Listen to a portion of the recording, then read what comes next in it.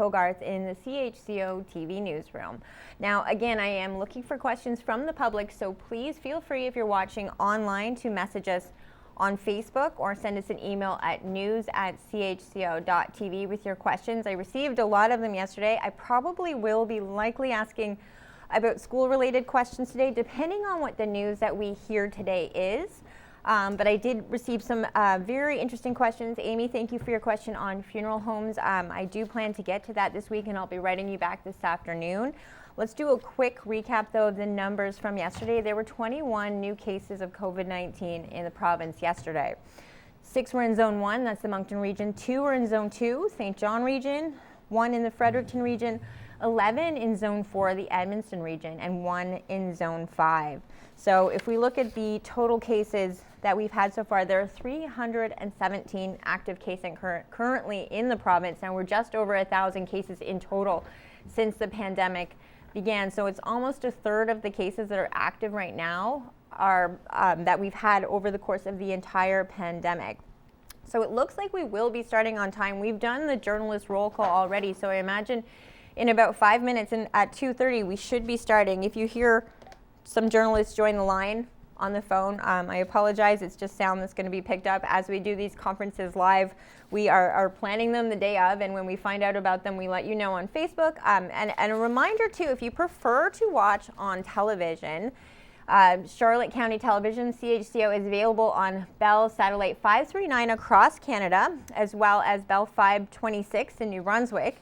And Rogers 126 and at night 133 if you live in the Charlotte County region. And if you happen to have Rogers or Shaw and you don't live in the Charlotte County region and you'd like to see CHCO, we just recommend writing to your provider and requesting it. Since New Brunswick is a small province, we do believe that the news that we have to share, and especially these updates, are relevant to all New Brunswickers. So anything you can do to encourage the ones that don't currently provide us to certain homes in New Brunswick, to encourage them to do so would be much appreciated, not just by us, but by viewers as well. So again, if you're looking for a recap of the numbers, as I said, there were 21 new cases in the province today. I find out along with you from Dr. Russell about the case count for today. I know someone wrote in with a question about why we don't have those numbers first thing in the morning, as people tend to in other provinces, but I do understand, and I will speak to Bruce about it to get you some clarification, but I do understand that they are still gathering those numbers in the morning and then deciding what to do. For instance, as we all rolled back, not all of us actually, excuse me, Zone 1, 2, and 3 rolled back to the red level of recovery earlier this week. That's because they take the numbers and look at them and then make a decision that day what to do. So if they release the numbers before they release that information, the numbers alone can be a bit confusing and alarming to people. So I think, and I will get clarification from Bruce from Public Health about why they do this. I do believe they take the numbers that they've gathered from the day and then make a decision. And as we will find out today in this conference, if there are new numbers, what that means. I know there's a lot of speculation on whether or not there will be a full lockdown for the province. Premier Higgs said he wasn't throwing it out of question if numbers didn't improve. And I know there was another long-term care outbreak in Zone 4 this week in the Edmundston region. There we go. So I will join you after the conference. Thank you. Good afternoon, everyone, and welcome to today's update on COVID-19 in New Brunswick. Bonjour tout le monde et bienvenue à cette mise à jour sur le COVID-19 au Nouveau-Brunswick. Speaking on behalf of the province today are Dr. Jennifer Russell, the province's Chief Medical Officer of Health, and the Honorable Blaine Higgs, Premier of New Brunswick. Les porte-parole aujourd'hui sont le médecin hygiéniste en chef, le Dr. Jennifer Russell, et l'Honorable Blaine Higgs, Premier Ministre. Dr. Russell.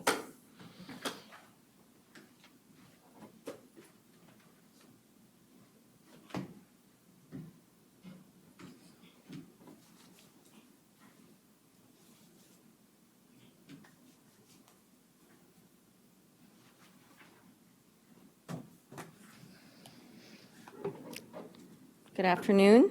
Bon après-midi.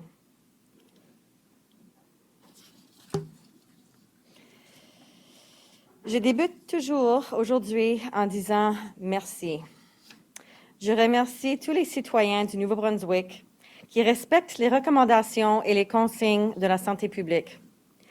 Je tiens aussi à remercier tous les citoyens du Nouveau-Brunswick qui ont fait des sacrifices personnels pour se protéger et protéger leurs familles. Je remercie également tous les citoyens de la province qui, avec gentillesse et empathie, encouragent leurs amis et leurs voisins à faire preuve de prudence et à demeurer vigilants. I want to thank every New Brunswicker who is following public health recommendations and guidance. I want to thank every New Brunswicker who has made personal sacrifices to keep themselves and their families safe. I want to thank every New Brunswicker who is urging their friends and neighbors with kindness and empathy to be cautious and stay vigilant. The measures that government has put in place over the last week need more time to work, but I see some hopeful signs. Case numbers in zones 1, 2, and 3, which moved to the red alert level on Tuesday, appear to be stabilizing, and that's good news. Hospital admissions for COVID-19 have also remained stable. But we are not out of the woods, not by a long stretch. As you know, the incubation period is 14 days, and so we are expecting to see more cases. La situation qui prévaut dans la zone 4, soit la région d'Edmundston et de Provincial, est extrêmement inquiétante. Il y a présentement 112 cas dans cette région, ce qui fait d'elle la région qui compte le plus de cas dans la province. L'éclosion s'est répandue dans des lieux de travail et des établissements résidentiels pour adultes, ce qui est extrêmement inquiétant. Les zones 1, 2, 3 et 4 demeureront à la phase d'alerte rouge du plan de rétablissement. Il y a moins de cas dans les zones 5, 6 et 7, soit le nord et l'est du Nouveau-Brunswick. Ces régions demeureront cependant à la phase d'alerte orange pour empêcher la propagation du virus responsable de la COVID-19 en provenance de régions où cette maladie est plus répandue. The situation in Zone 4, which is the Edmundston Grand Falls area, remains gravely concerning. The outbreak has spread into workplaces and adult residential facilities, which is deeply worrying, and the conversations that we've had around risk assessments and ongoing surveillance of the information that it's coming in, that as it's coming in, is very concerning. There are 18 new cases in Zone 4 today, of which 6 are linked to the Nadeau poultry plant. 24 of the region's 112 active cases are directly linked to this workplace, which remains closed. Zones 1, 2, 3, and 4 will remain at the red alert level. Zones 5, 6, and 7 in northern and eastern New Brunswick are seeing fewer cases, but these regions will stay at the orange alert level to prevent the spread of the virus from other regions where COVID-19 is more prevalent. We are prepared to give these restrictions time to work, but this pandemic has shown us time and again that time is not on our side. If we wait too long, we will find ourselves overwhelmed with hundreds of new cases, as is happening now in Maine, Quebec, and Ontario. And again, with travel, we will always see travel-related cases, and as the numbers continue to increase all around us, the risks will continue to be higher, as well as with the continuing risk of the UK variant arriving at any time.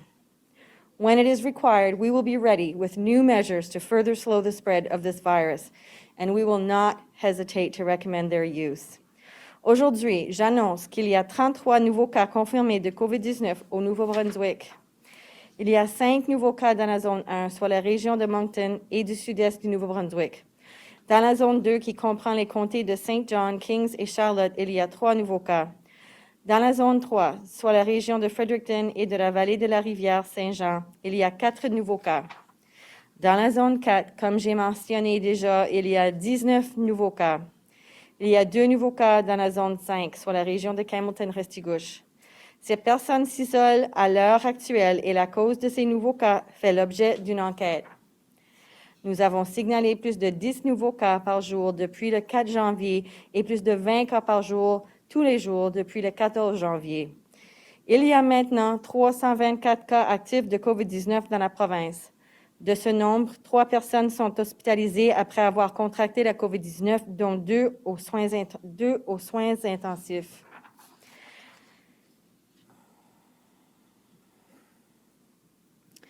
Today, there are 33 new confirmed cases of COVID-19 in New Brunswick.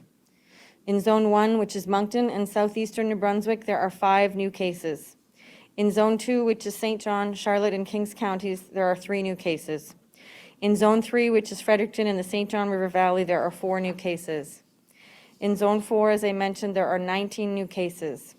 In Zone 5, which is the Camelton-Restigouche region, there are 2 new cases.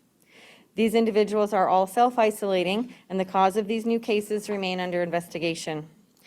We have reported new cases in double digits every day since January the 4th, and more than 20 cases every day since January 14th. There are now 324 active cases of COVID-19 in New Brunswick. There are 3 patients now in hospital, of whom 2 are in intensive care. Again, I ask you to keep all New Brunswickers whose lives have been impacted by COVID-19 in your thoughts and prayers as you go about your day.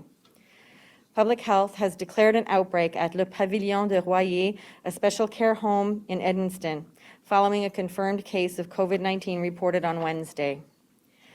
Members of the Provincial Rapid Outbreak Management Team are on site providing support for residents and the facility's care and management team.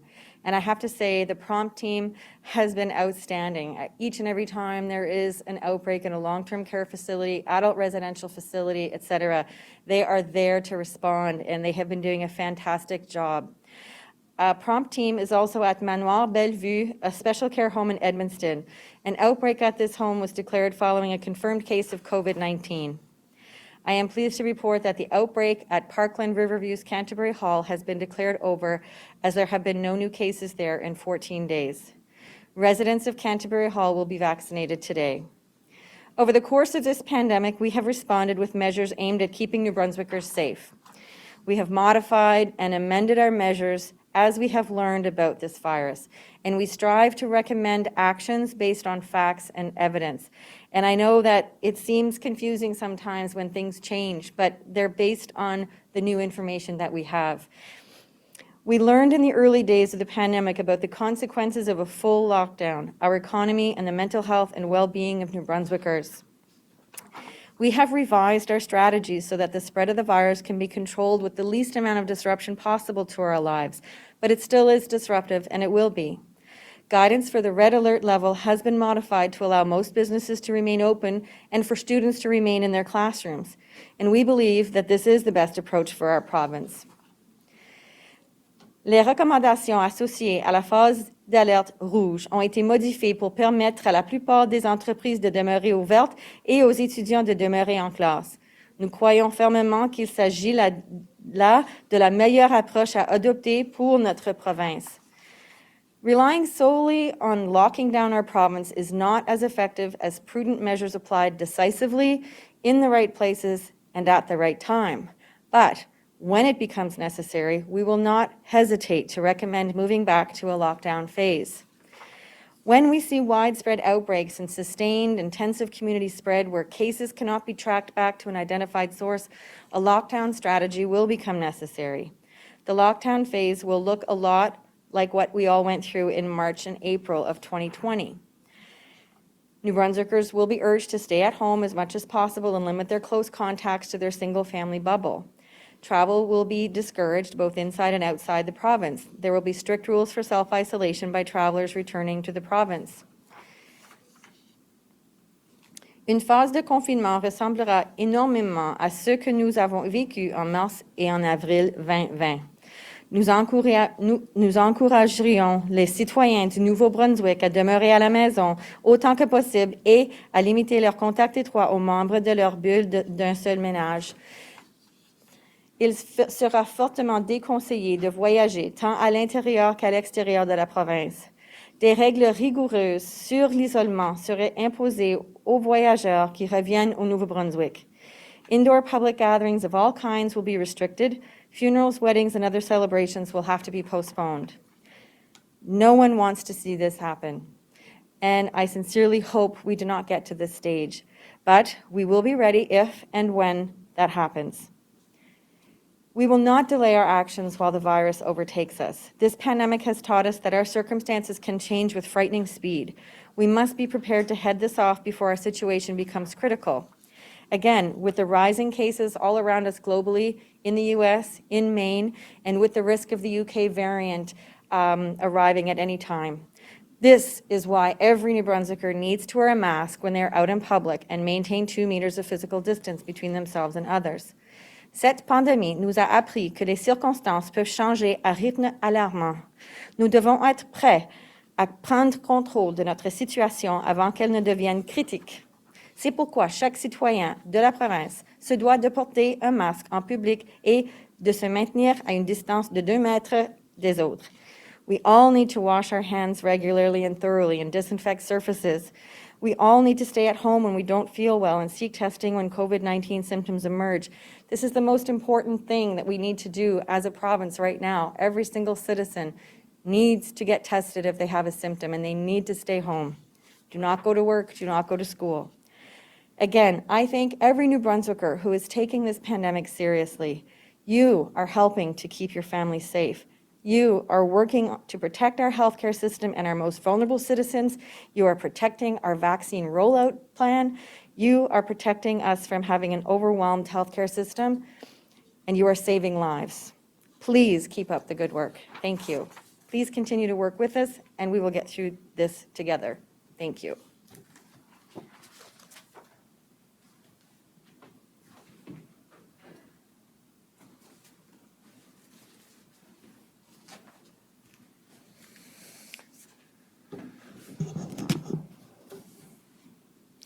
Bonjour, good afternoon.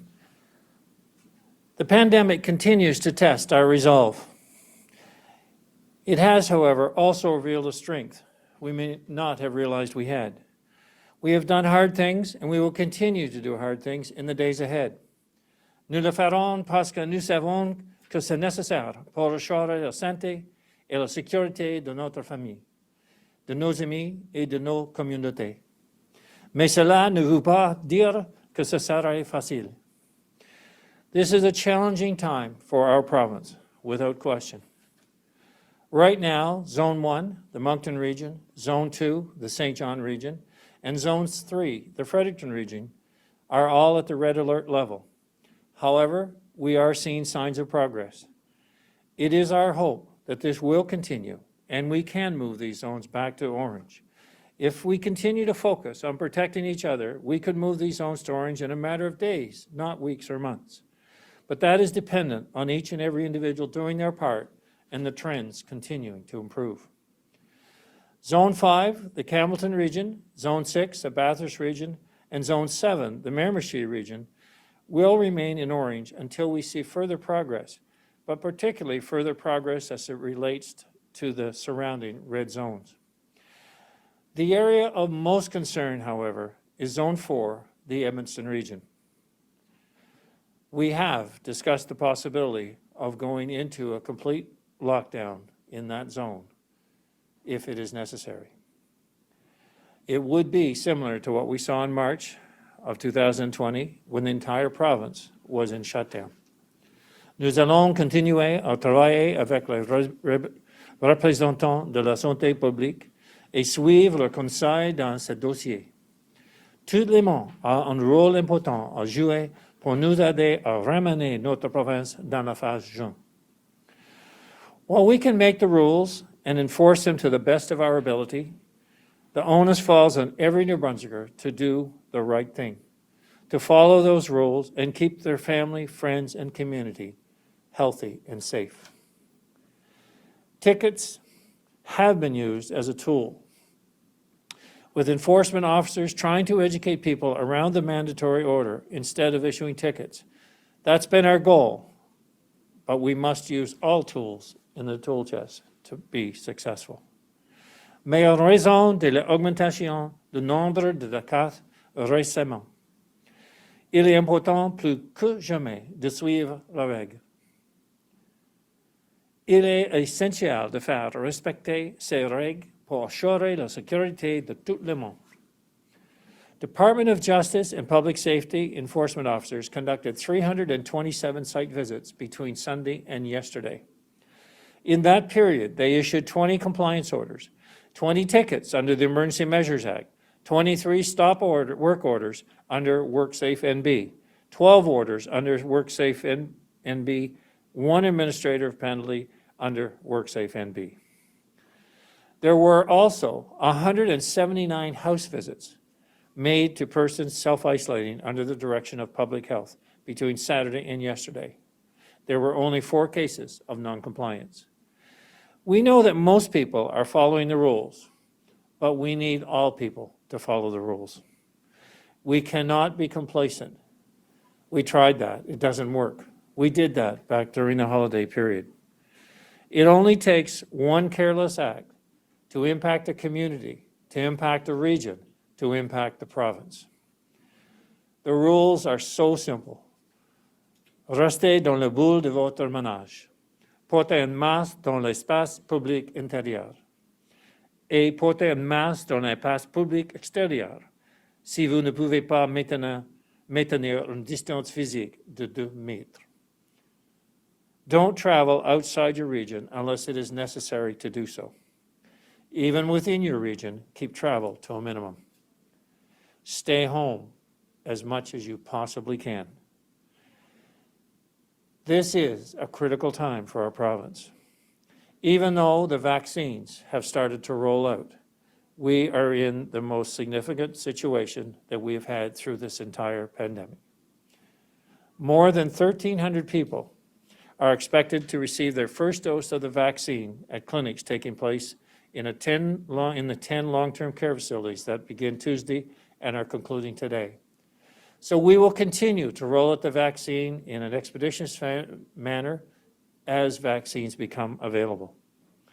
Other clinics will be held for healthcare workers that will be taking place on Friday and Saturday in the Edmundston, Bathurst, Fredericton, and St. John areas. En raison d'une réduction temporaire du nombre de vaccins expédiés par Pfizer BioNTech, certains endroits ont dû réduire le nombre de vaccins qui seront administrés. Nous savons qu'il peut y avoir des retards. C'est pourquoi nous avons décidé, très tôt dans les processus, de mettre de côté un nombre suffisant de vaccins pour que toutes les personnes qui ont obtenu leur première dose puissent obtenir leur deuxième dose et être pleinement vaccinées. Même pendant cette réduction temporaire, notre plan de vaccination demeure sur les bonnes voies. The light at the end of the tunnel is visible. We've been talking about it, we've been seeing it, we've been hearing it. We know it's real. Vaccines are real. There are many that will be coming available in the coming months, 2 currently available. But we all need to be patient. We all need to be diligent. We cannot lose it in the last few weeks and months. We need you to follow the guidance of public health.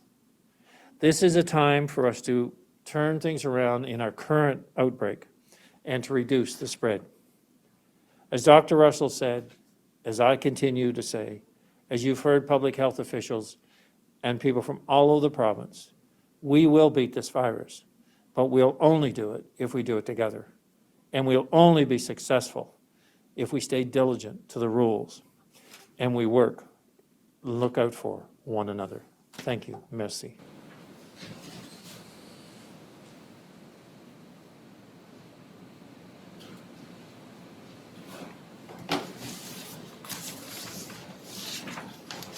Merci beaucoup, Monsieur le Premier ministre, Dr. Russell. Thank you, Premier and Dr. Russell.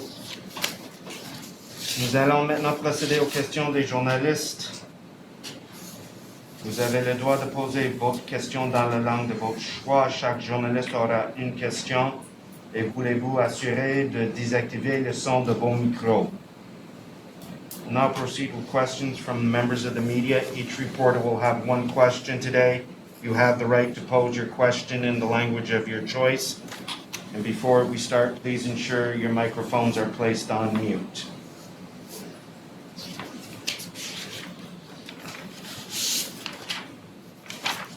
John Chilbeck, Brunswick News. My question is for the Premier. You're a snowmobiler and familiar with the sport. We've heard that a recent meeting of Woodstock snowmobilers near Fredericton contributed to the spread of COVID-19. If true, can you provide some details, and what would you say in general about snowmobiling while we're in red? So I'm not familiar with that particular situation. However, any gathering of any kind, recreational, that would see people not following the public health rules would indeed be a problem. So I would say that whether it's snowmobiling, whether it's ATVs, whether it's walking in groups, whatever it is, you can't be together. You can't be in groups. You can't be stopping at warming huts and going to any sort of outdoor cookout. You know, in New Brunswick, in vast areas of open spaces, it's hard to tell someone that they can't go out in the woods on their snowmobile or on their ATV or taking a walk. But what we're saying is you cannot be in proximity with other people. You cannot expose yourself and others. And that applies certainly in red. It applies in orange. It applies to you know, our province right now in this pandemic. But I can't comment on that particular incident because I'm not aware of it, John. Thank you, Premier.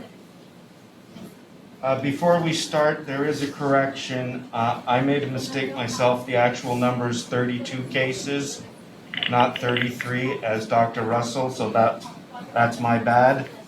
Je m'excuse tout le monde, mais le vrai nombre de chiffres de nouveaux cas aujourd'hui, c'est 32. Ça, c'est la faute à moi, pas Dr. Russell. Vicky Hogarth, CHCO-TV. Thank you, Bruce. Dr. Russell, has there been any student-to-student or teacher-to-student transmission of the virus in the classroom setting yet? And are schools doing thermal imaging checks, temperature checks of staff and students? And maybe should that be mandated in the red level of recovery? The first question, Vicky, around student-to-student transmission, I'm not aware of any, but that doesn't mean that it has not happened. The situations that I have been made aware of are those whereby adult to adult, whether it's a staff, whether, you know, whatever type of staff, student, or sorry, oh my goodness. I am only aware of adult to adult transmission among staff in schools or adult to child. I haven't been made aware of student to student transmission or student to adult. But that, again, that doesn't mean that it hasn't happened. I just haven't been made aware of it. And what I am aware of is that if there is any non-adult to adult transmission, it would be very, very, very little because, again, just in terms of what we have been given in terms of information is that it's mostly adult to adult transmission. And the second question around, we have active screening for the schools. Oh, I might be thinking of the lockdown phase. I'm sorry. I'm going to go to my notes for just a second on the red phase with respect to schools. We're in meetings all morning, so my brain is full. Oh,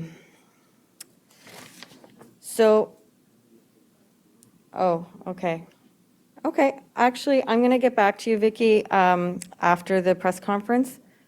And, we're going to move on to the next question.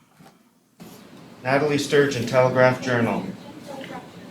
Thanks, Bruce. My question is for Dr. Russell. The outbreak at Parkland St. John is continuing. 4 people have now died. The most recent identified case was yesterday.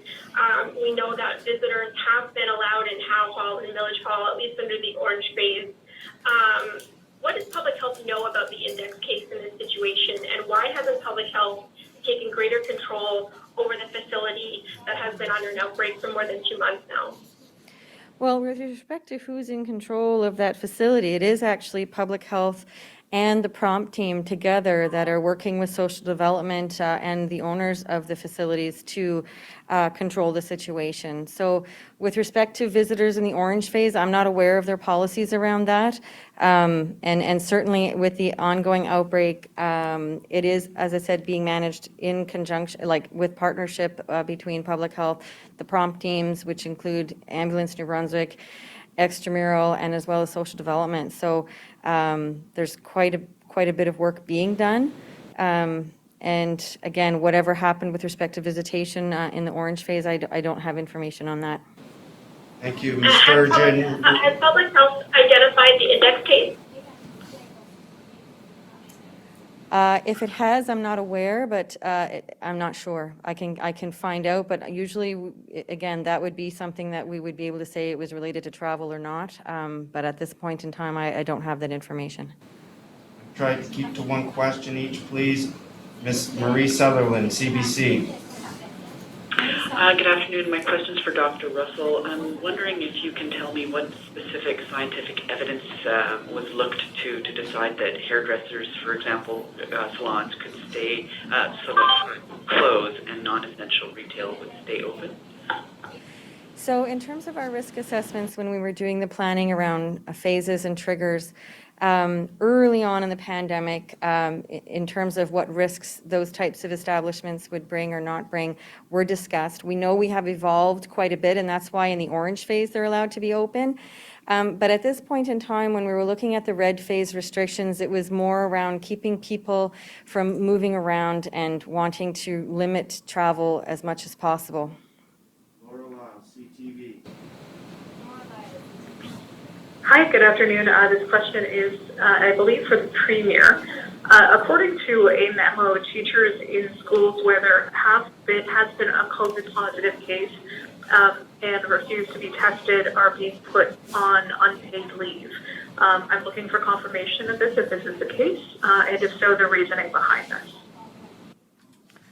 So I'm not familiar that is the case, but I would suggest that certainly anyone in that situation would be eligible for, taking sick time, or they would have leave that built up that they could use. So I would anticipate that it would be covered, and there wouldn't be a problem.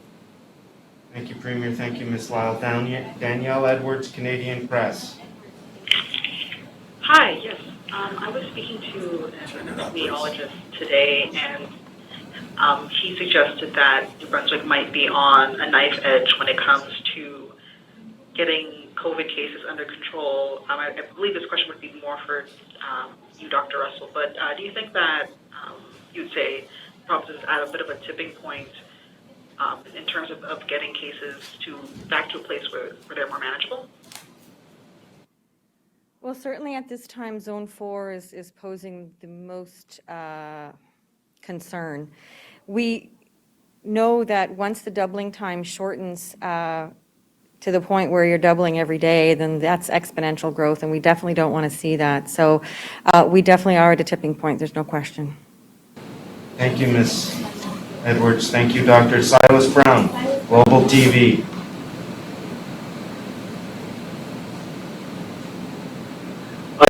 I'm hoping we can get a little bit more detail on what exactly the triggers would be for moving into the lockdown phase. Is it just widespread community spread, as was mentioned earlier, or what other triggers are we looking at here? Hi, Silas. Our teams are working on that right now because we, again, we're seeing a very serious situation in Zone 4. And the orange phase didn't work around the province. The red phase, again, we might have to give it some time to see. But again, if the speed with which those cases keep doubling goes up the way we're seeing continuously, then obviously we have to do something more than what we're doing right now. So our public health team is working on that, and we're presenting to Cabinet tomorrow on that. Thank you, Mr. Brown. Harry Forrestal, CBC. Thank you, Bruce. Dr. Russell, we're hearing there's at least a single case and probably more at CFD Gagetown.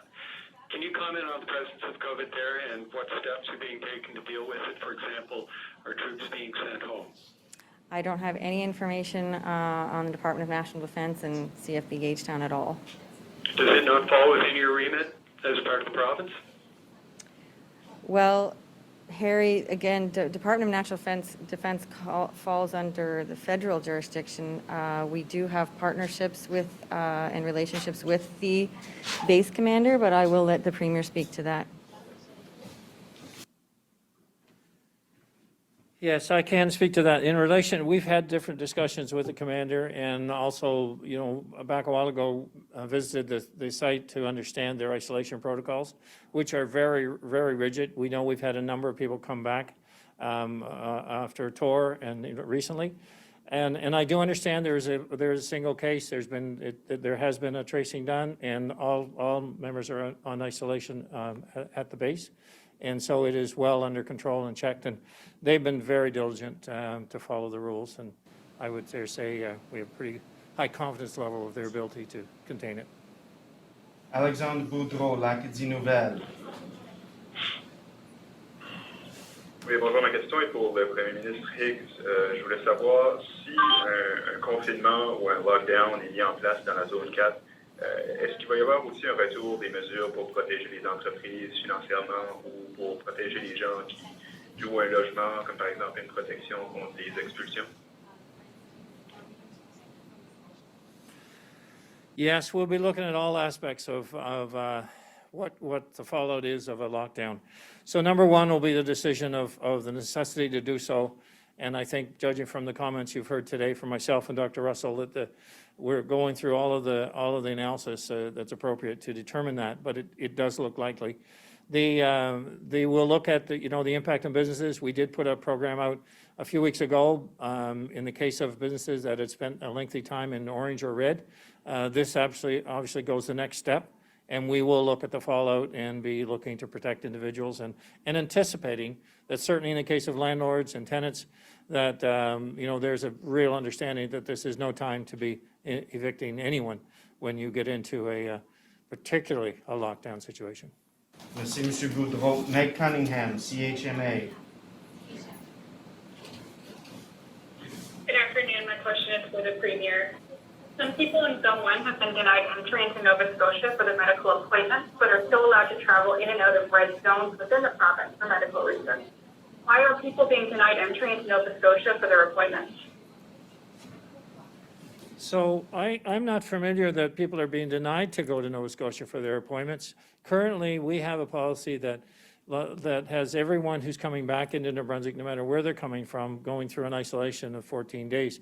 So if there are particular cases where someone's being denied to go, we would like to know that. We'd like to have them particularly report that, because if someone has a medical appointment that is certainly of any sort of urgent nature, we would endeavor to help them to see that they would be able to keep it. Thank you, Premier. Thank you, Ms. Cunningham. Jean-Philippe Hugues, Radio-Canada.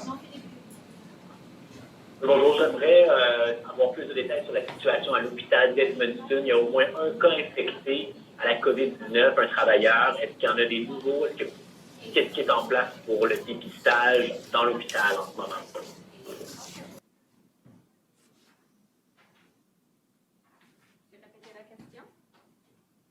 Hugues, peux-tu répéter ta question? I don't know who was asking. Oui. Donc, on a confirmation qu'il y a un travailleur de l'hôpital d'Edmundston qui est infecté à la COVID-19. Est-ce qu'il y en a des nouveaux aujourd'hui et qu'est-ce qui est en place pour dépister? Qu'est-ce qui est en place pour protéger les patients?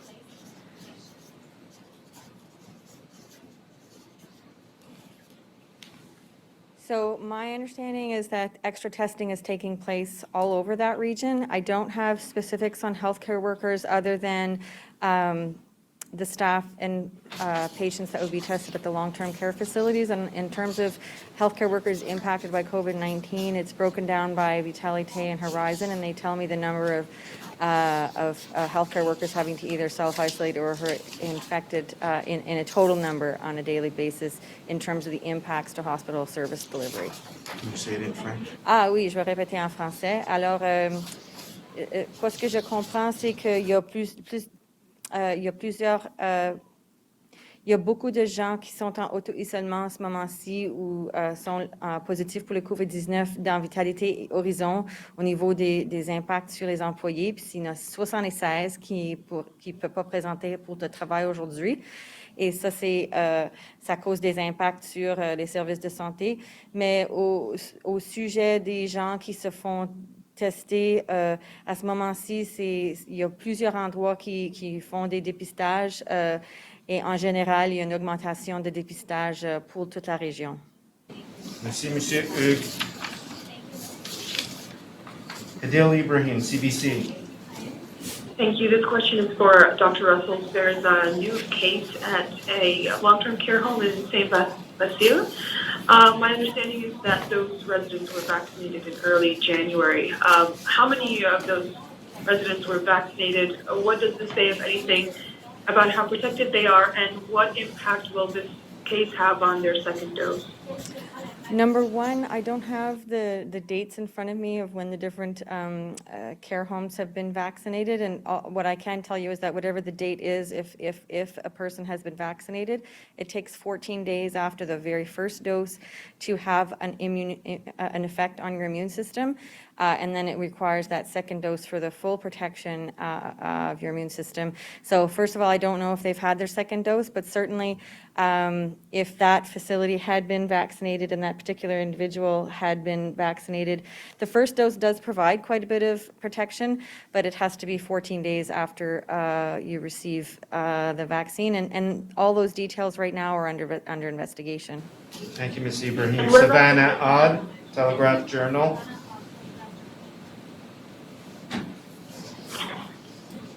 Thanks, Bruce. My question is for Dr. Russell. The province's criteria so far for declaring an outbreak over has been 28 days or 2 incubation periods with no cases. And I say that based on your statements in November about Manoir Notre Dame and Moncton, and Parkland St. John has said public health gave them that 28-day timeline for declaring their outbreak over. So that said, can you tell me why Parkland Riverview's outbreak has today been declared over after only 14 days without a case? And does the change have anything to do with getting people vaccinated in that facility? Well, I'm not quite sure. That is a very good question, actually, because I did notice that myself. But in terms of anything else on Parkland right now, I will probably have to get back to you on that.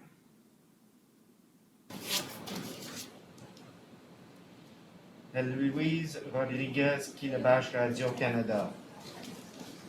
Oui, bonjour, Dr. Russell. Vous avez dit que les écoles restent ouvertes en zone rouge. Le gouvernement a répété que c'est l'endroit le plus sécuritaire pour les élèves, mais il y a plus de 20 000 parents qui ont signé une pétition pour fermer les écoles. Donc, peut-être nous expliquer pourquoi vous pensez que c'est le meilleur endroit pour les élèves et qu'est-ce que vous dites pour rassurer les parents qui s'inquiètent? Alors, je comprends l'inquiétude des parents parce que je suis parent moi-même avec 2 enfants, 2 ados. Et les recherches que nous, à Santé publique, on fait pour nous rassurer qu'il y avait... c'est pas que le risque est 0. Le risque ne va jamais être 0 dans une pandémie. Ça, c'est la première chose. Mais quand on compare les risques de le COVID-19, dans la transmission entre les élèves, entre les adultes, etc., le risque pour le COVID-19 à ce moment-ci est moins que les risques qu'on va voir, les impacts négatifs sur la santé mentale, sur l'éducation, sur la sécurité de la nutrition et la protection des enfants. Alors, à ce moment-ci, basé sur toutes les recherches qu'on avait faites, c'est ça qui nous guide à dire que c'est pas que le risque est 0, c'est les risques des autres impacts négatifs sont plus sévères que le risque de COVID à ce moment-ci. Et c'est pour ça qu'on a basé toutes nos décisions sur des recherches comme telles. Merci. Tom Bateman, Brunswick News. Good afternoon. I just want to follow up on Marie's question from earlier around transmission in restaurants and movie theaters. Dr. Russell, do you have any evidence that there has been transmission of COVID-19 in this province happening in places like hair salons, churches, movies, and places that have had to close in red? And so how often are we seeing those, given that they have to close in this? So thank you for your question, Tom. The evidence in terms of salons, we do have some transmission happening. And we also obviously have looked at other jurisdictions as well in our risk assessment around that. With respect to movie theaters, cinemas, I don't have any information on that for New Brunswick.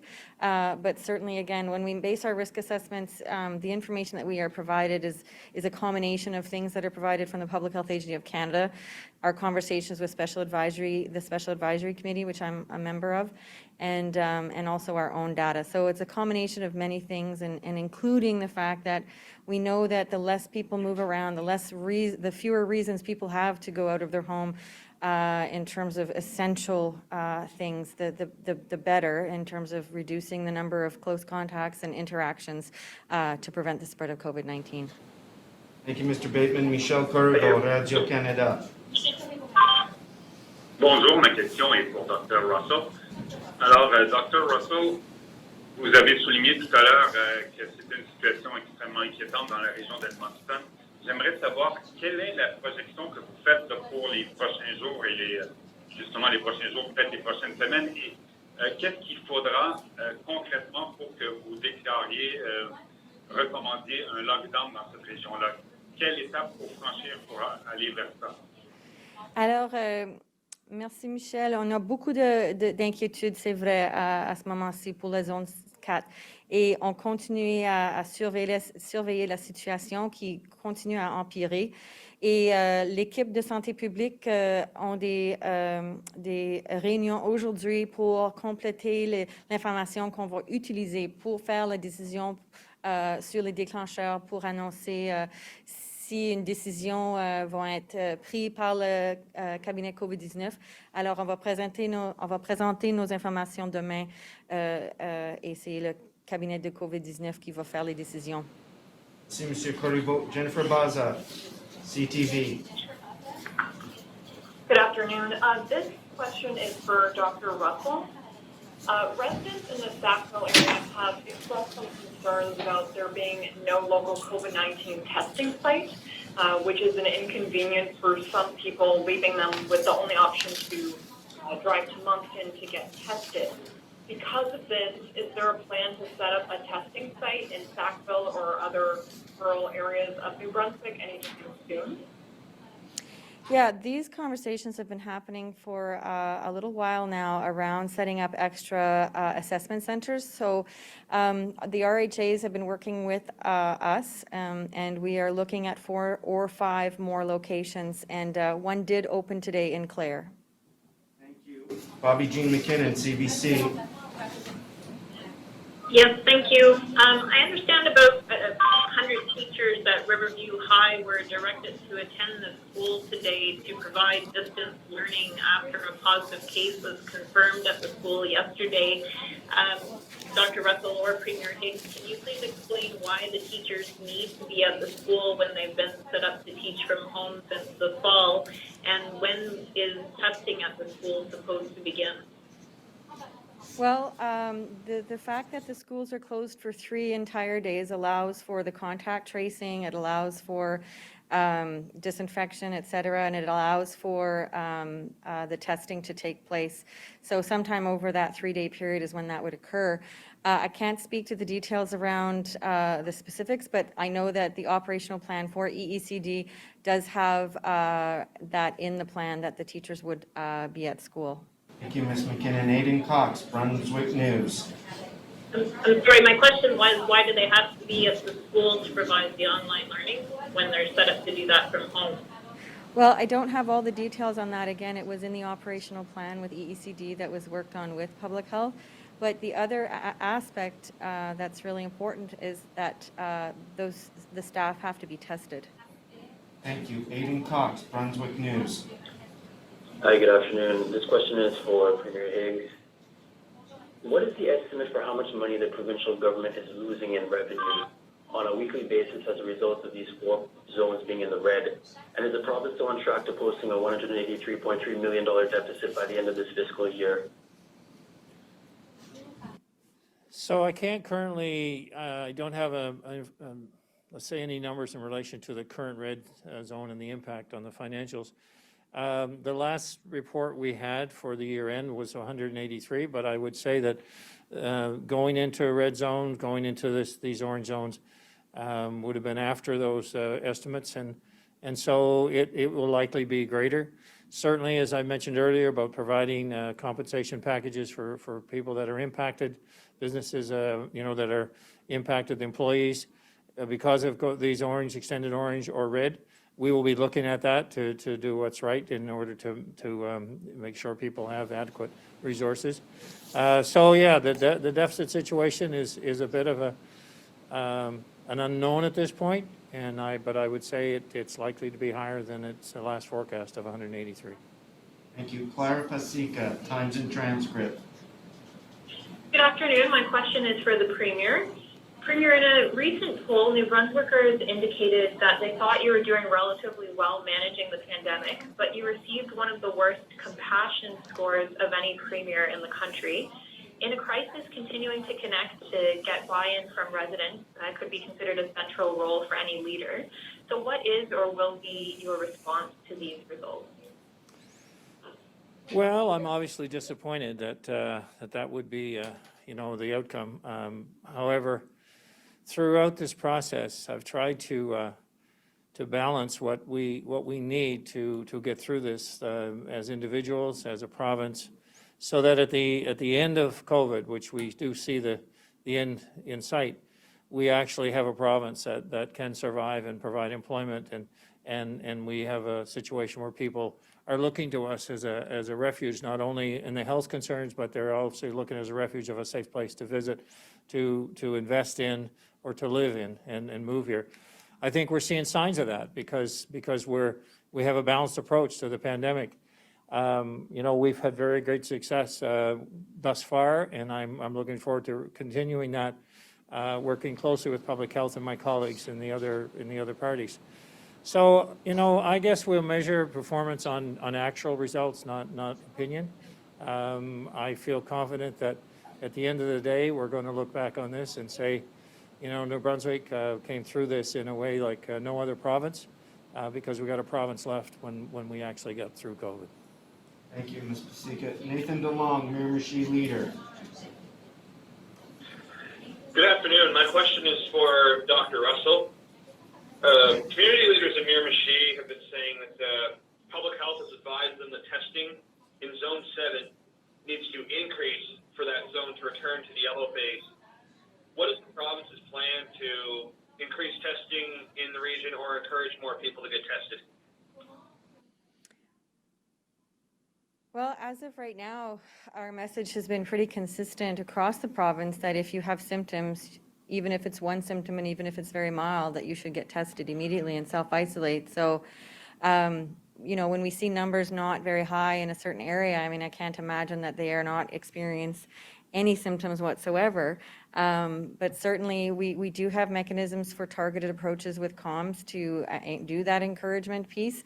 But certainly my message today across the province is please get tested even if you have one symptom and even if it's mild. Thank you.